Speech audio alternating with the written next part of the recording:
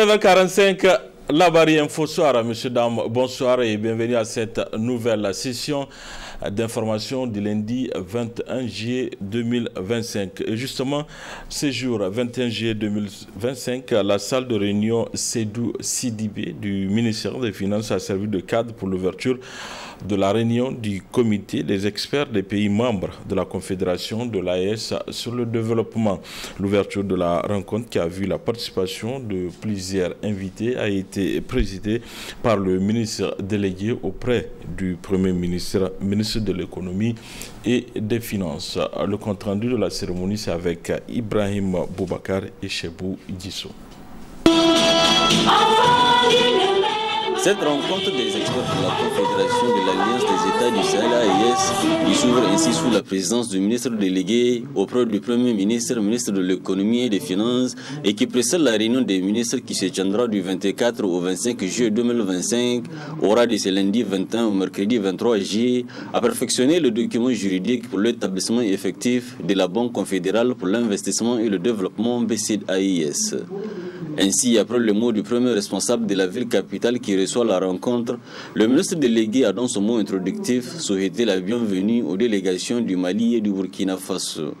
C'est un réel plaisir pour moi de présider ce matin la cérémonie d'ouverture de la présente réunion des experts des États membres de la Confédération des États du Sahel, AES, en prélude à la rencontre ministérielle qui se tiendra à partir du jeudi 24 juillet 2025. Je tiens tout d'abord à exprimer ma gratitude aux plus hautes autorités de la Confédération AES pour avoir confié au Niger l'organisation de cette importante rencontre.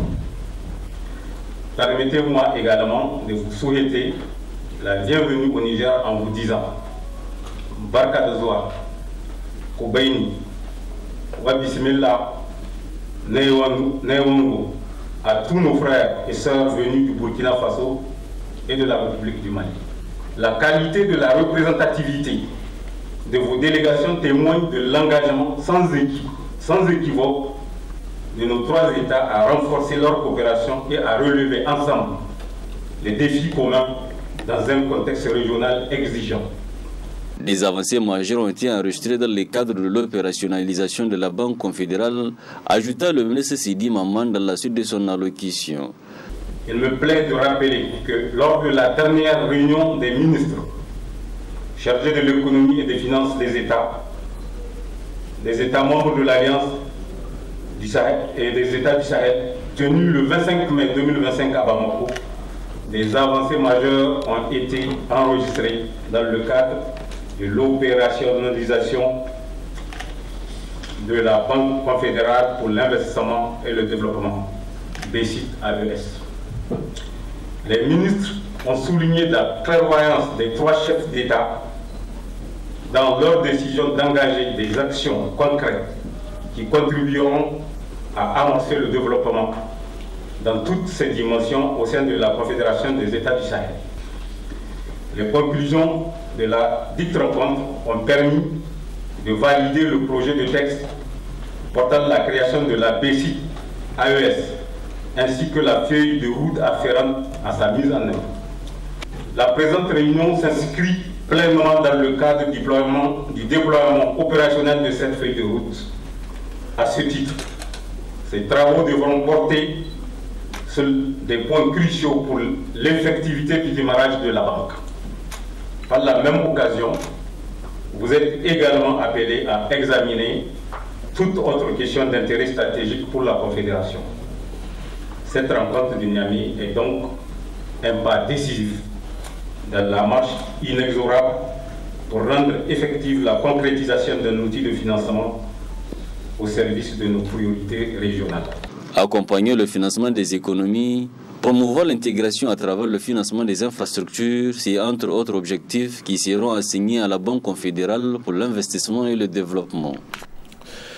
L'année scolaire 2024-2025 s'achève officiellement avec les différents examens de fin d'année, notamment le BPC avec un taux de réussite de 46,08%, le CFEPD CEPE franco-arabe avec 54,65%, des taux de réussite supérieurs à ceux de l'année passée, en attendant de voir celui du bac, occasion pour le vice-président de l'Association nationale des parents d'élèves Issoufou Seydou de réagir en ces termes sur la tenue des examens. On l'écoute.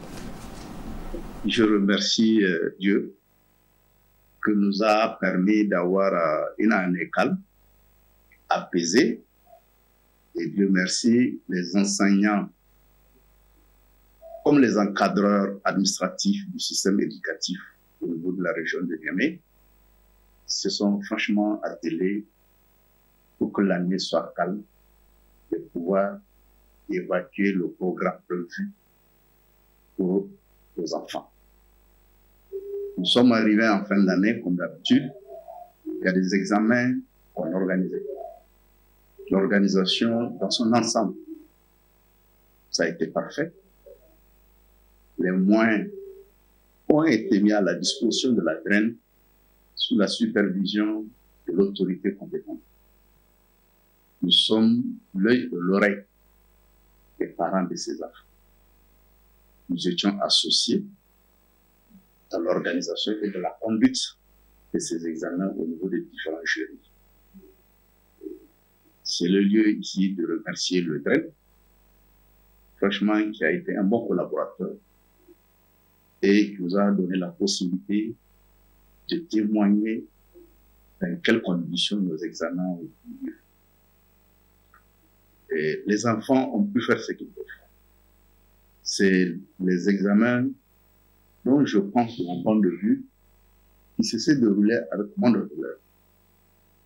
Parce qu'à un moment, on pensait que ça allait être compliqué, avec un flottement qui s'était passé par rapport aux cartes scolaires des enfants. Parce que dans tout le but, les enfants étaient un peu en déphasage par rapport à l'organisation de ces cartes scolaires. Surtout au niveau du lycée, où vous savez très bien que c'est des inscriptions en ligne, qui n'était pas une chose aisée pour beaucoup des établissements. Et de par leur effectif, ça a donné ce que ça a donné. Mais grâce à la volonté et à la conjugaison des efforts de tous, nous avons pu surmonter ces problèmes de la manière la plus réglementaire. Nous n'avons pas restreint beaucoup de problèmes qui peuvent entacher vraiment la validité de ces résultats.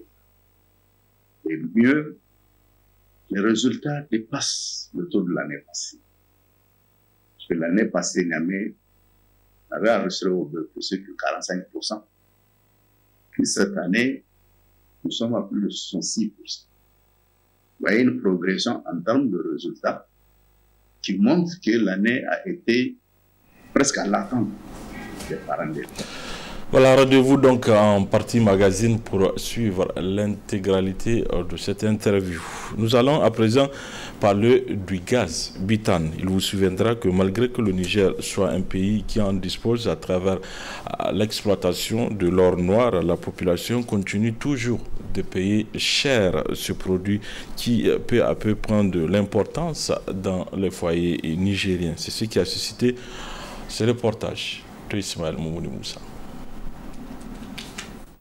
900 francs CFA pour la bouteille de 3 kg, 1800 francs CFA pour la bouteille de 6 kg et 3750 francs CFA pour la bouteille de 12 kg.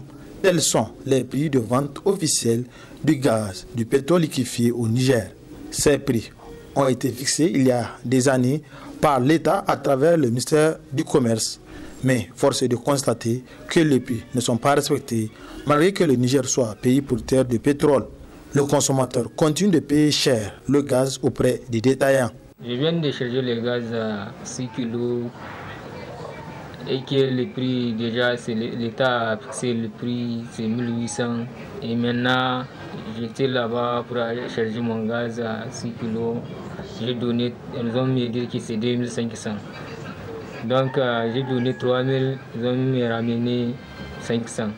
Moi, je n'ai pas compris. C'est déjà 4 ans que l'État a fixé le prix et les gens n'aiment pas respecter le prix. Je ne sais pas c'est quoi le problème. Wallahi farashin gaz yana nan dai har yanzu bai rage ba. Da dai gwamnati ya ce ya rage kuma har yanzu ba mu gani ba a gas. Franchement, on continue de payer le gaz à un prix vraiment cher. Les prix que l'État a fixés ne sont vraiment pas respectés. Et tout le monde a vu comment ça passait même à la télévision pour dire voilà, désormais, les tarifs des prix du butane. Malheureusement, on continue toujours à payer cher le gaz. Et pourtant, l'État dit de lutter contre la désertification, c'est pour cela qu'on nous dit d'utiliser le gaz et abandonner le bois. Mais bon, ce que l'État a dit sur le terrain, c'est pas ça parce que les revendeurs continuent de vendre le prix du gaz excessivement cher pour nous. Vraiment, on invite les autorités à y remédier et à interpeller ces personnes qui vendent le gaz aussi cher. Parce que franchement, on n'arrive pas à supporter à ce prix.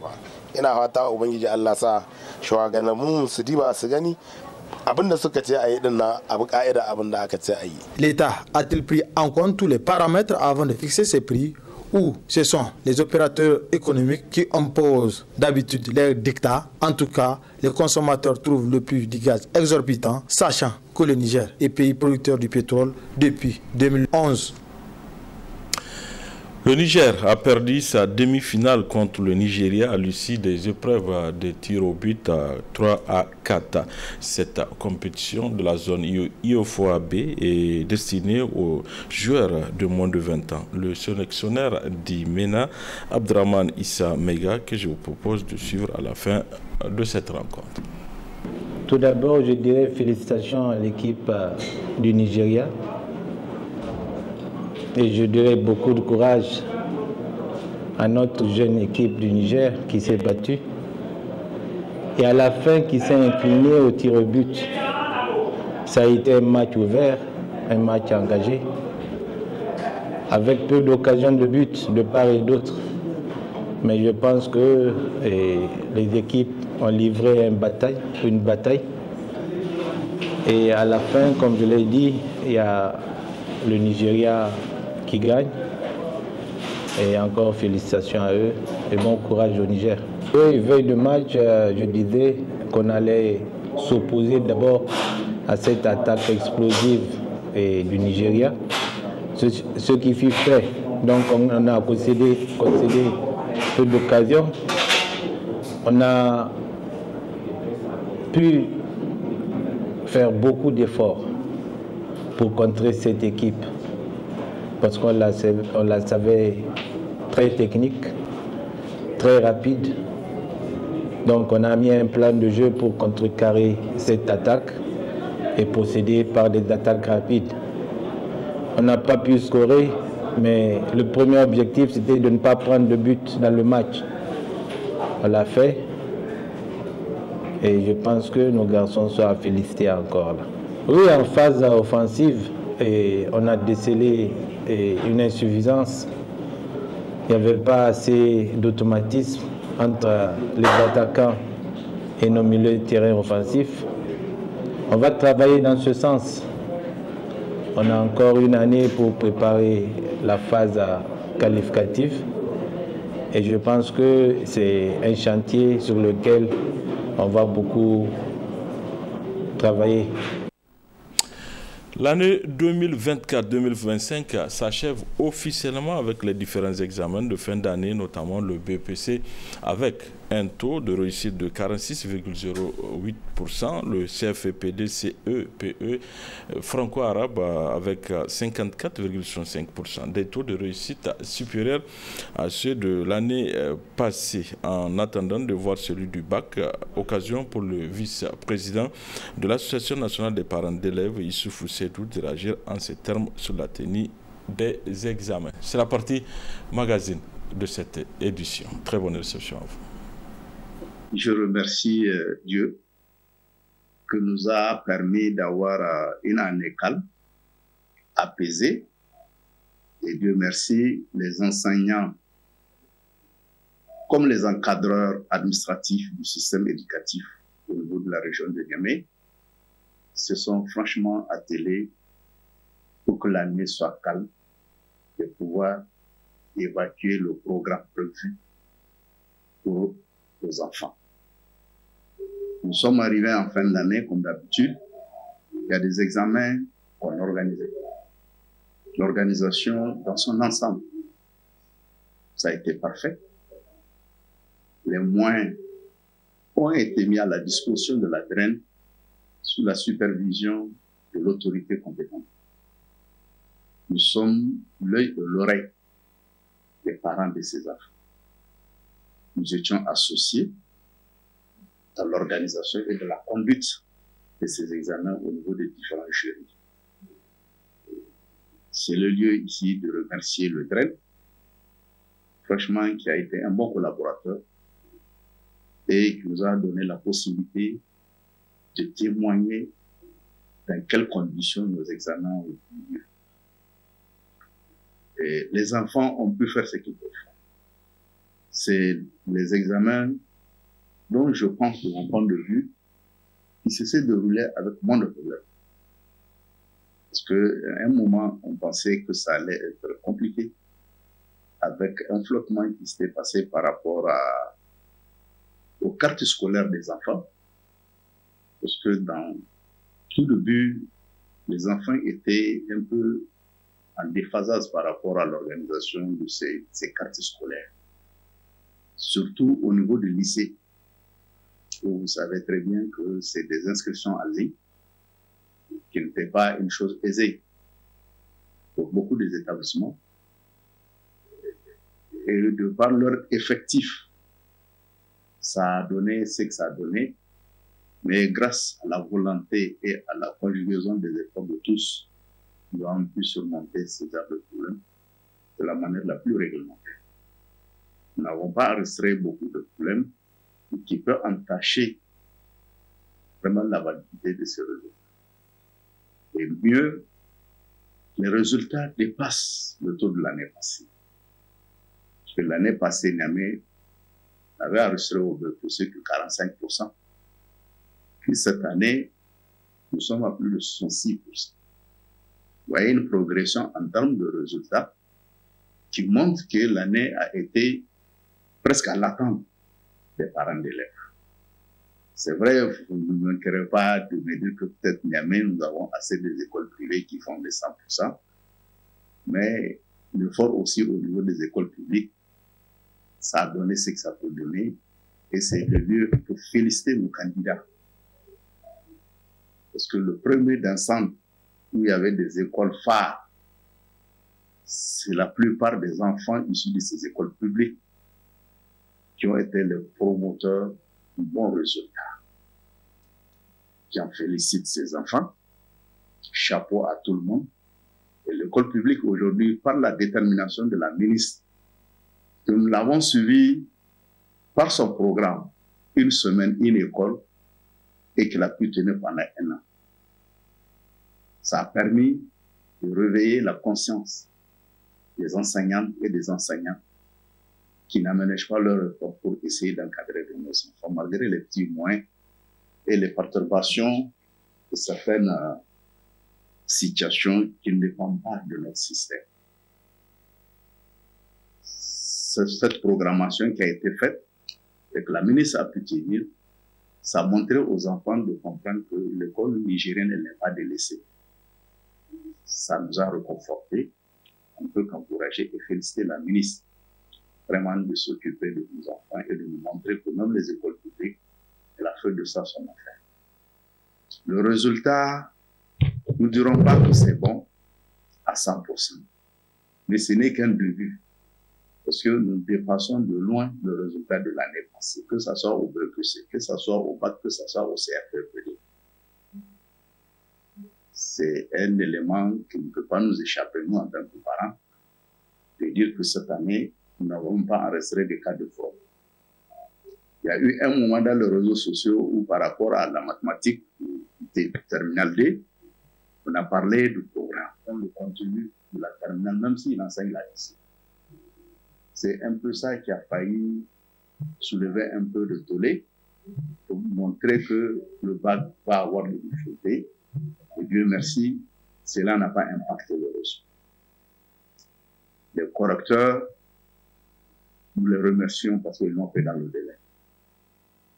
La seule chose que nous avons déploré, c'est par rapport au problème de délibération qui traîne jusqu'à ce que d'autres jurys arrivent à avoir le résultat avant 18 h. Par contre, les autres, c'est à 22 h, 23 h qu'on commence à faire sortir les résultats en compte-gouttes. Ça a stressé les parents, ça a gêné les enfants. Mais c'est des observations. Et notre vœu, que par rapport à la gestion du facteur temps des différents jurys, qu'on ait une possibilité pour que dorénavant, qu'on ait une fourchette d'heure et un jour butoir par rapport à la délibération des résultats. Cette décision, elle n'est pas nouvelle chez nous. Hein.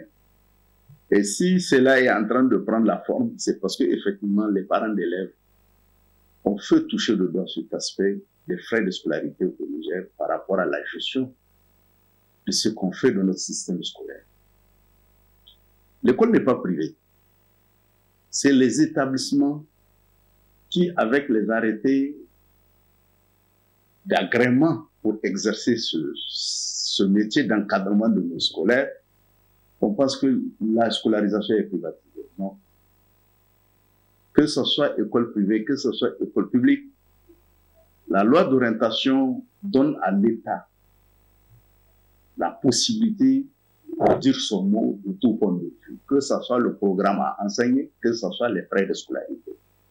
Il y a un arrêté qui a été pris depuis 1998 où on spécifie comment il faut fixer les frais de scolarité. C'est vrai, les privés, ils font ce qu'ils veulent parce que tout simplement, la création des infrastructures scolaires les amène eux-mêmes à chercher le maximum d'argent pour essayer de mettre les enfants dans les meilleures conditions.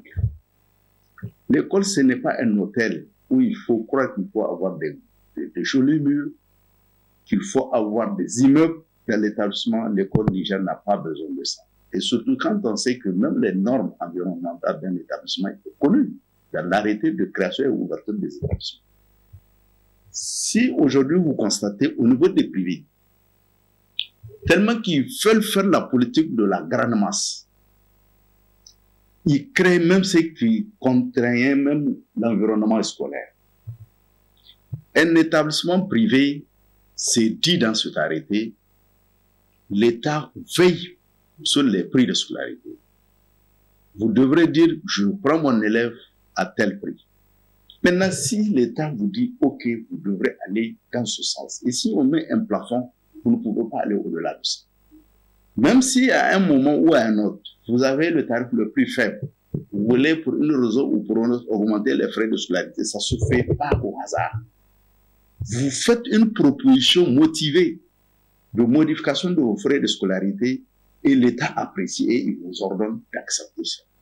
C'est ce qui a mené en 2020 la création d'un comité au niveau du ministère du Commerce qui a fait ses travaux, mais il n'y a pas eu de la délibération par rapport à l'harmonisation des frais de scolarité.